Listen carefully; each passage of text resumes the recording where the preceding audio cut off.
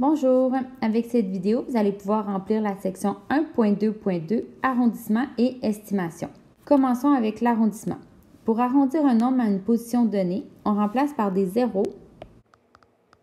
tous les chiffres à la droite de la position donnée si le chiffre placé immédiatement à la droite de la position donnée est 0, 1, 2, 3 ou 4. Par exemple, si on veut arrondir 5428 à la centaine près, on regarde le chiffre qui est placé à la centaine, le 4. Ensuite, immédiatement à droite, on a un 2. Donc, puisque 2 est plus petit que 5, le 2 va devenir un 0 et tous les nombres à la droite de ce 2-là vont aussi devenir des zéros. Donc, 5428 arrondi à la centaine près donne 5400.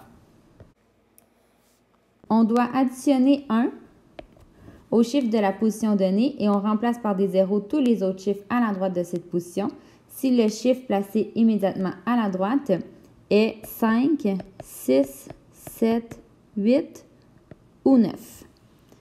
Par exemple, si on veut arrondir 5428 à la dizaine près, on regarde immédiatement à droite de la dizaine, on a 8. Donc, puisque c'est plus grand que 5, on ajoute 1 au 2, ce qui nous donne un 3 et tous les autres chiffres placés à la droite de cette position-là deviennent des zéros. Donc, 5428 arrondi à la dizaine est 5430. On va aller faire quelques exemples ensemble. Donc, arrondis ce nombre à la dizaine. On observe le chiffre à la dizaine. À droite de ce chiffre-là, c'est 3. Donc, puisque c'est plus petit que 5, le 3 devient 0 et le 5 reste comme ça. Donc, ça donne 4250.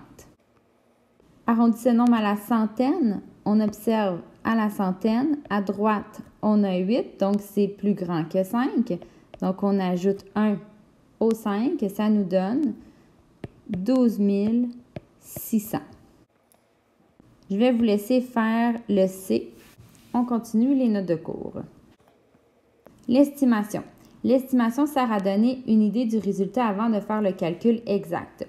Donc, par exemple, si on a un calcul comme ça, 487 plus 118 plus 1214, et qu'on veut estimer la réponse, on peut arrondir les nombres pour avoir des nombres plus faciles à calculer mentalement. Donc, par exemple, le 487, on l'arrondit à 500, 118 à 100, 1214, on arrondit à 1200. Et en additionnant, on sait que notre réponse devrait tourner autour de 1800. Ensuite, lorsque vous allez faire le calcul exact, si votre réponse ne tourne pas autour de 1800, c'est sûrement que vous avez fait une erreur de calcul. On va aller faire une estimation juste en dessous. Donc, on veut estimer la valeur du résultat de 17 432 moins 4 791. Estimons 17 432 à 17 000 et 4 791 à 5 000. Donc, si on arrondit, notre réponse devrait être autour de 12 000. À noter que le petit égal, comme ça, veut dire environ égal. Donc, c'est le symbole qu'on utilise lorsqu'on arrondit ou lorsqu'on estime. Finalement, je vais vous montrer une structure pour faire des calculs étagés avec des nombres entiers négatifs. Donc, si on veut faire le calcul moins 125 plus 60, on peut estimer déjà la réponse. Donc, on est autour de moins 120, on ajoute 60. On devrait tourner autour de moins 60.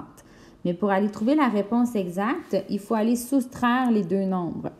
Donc, on doit faire 125 moins 60. On fait le calcul. Donc, ça nous donne 65. Mais on le sait que notre réponse doit être négative parce que notre 125 est la plus grande quantité, le plus éloigné de 0. Et donc, notre réponse doit être négative. Alors, on va mettre un moins 65 comme ça. Donc, notre 65 devient moins 65. La raison pour laquelle on fait ça ainsi, c'est qu'on ne peut pas faire moins 125 plus 60 dans un calcul étagé. Ça n'existe pas, cette forme de calcul-là. On ne peut pas utiliser ça. C'est pour ça qu'on doit chercher une alternative. Pour celui-là, on a moins 256 moins 120. Donc, on a du négatif et on rajoute plus de négatif. Alors, évidemment, notre réponse va être négative aussi, mais elle va être en plus grande quantité. Alors ici, ce qu'on doit faire, c'est additionner les deux nombres. Donc, en les additionnant, ça va nous donner notre quantité totale de négatifs. 256 plus 120. On additionne et on le sait que puisqu'on avait du négatif et qu'on rajoutait du négatif, notre réponse doit être négative. Donc, on met notre moins 376. Encore une fois, ici, le calcul moins 256 moins 120 n'est pas possible. Ce n'est pas une forme de calcul qui peut être utilisée, alors on n'utilise pas ça. Les notes de cours sont terminées. Vous devez seulement faire le petit exercice ici et ensuite votre travail est terminé.